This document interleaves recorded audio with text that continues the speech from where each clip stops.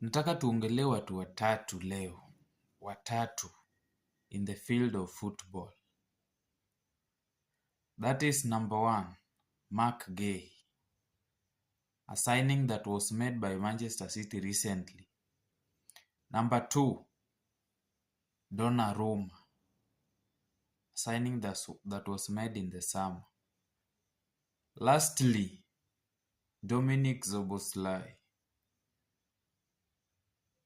Those are the 3 people in the field of football that nataka tuwaongelee. Na tunawaongelea following today's game. That is Liverpool against Manchester City. Game imeisha 2-1, Manchester City taking the lead following a comeback. Goals scored by Bernardo Silva and Erling Haaland following a penalty. So, these 3 good people, indeed I'll say that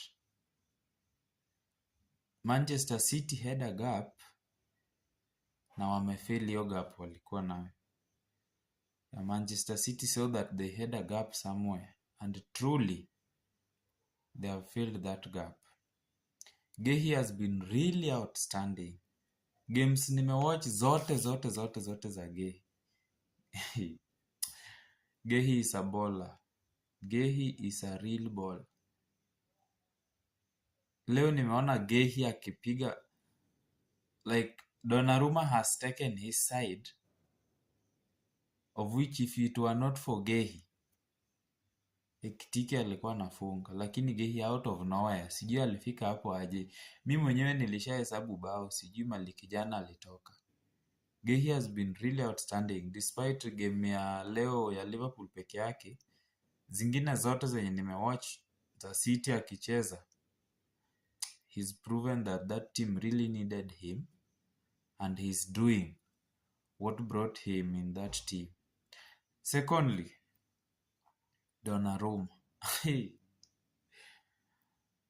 I remain asking myself, is that a human being ama yule ni robot amewekwa post? Donnarumma, surely. There is a shot taken, I can't remember who took the shot, that was to put them level at 2-2. That is sasa Liverpool wakitafuta bao. Like Donnarumma is really overstretching afikie ball kule juu far post.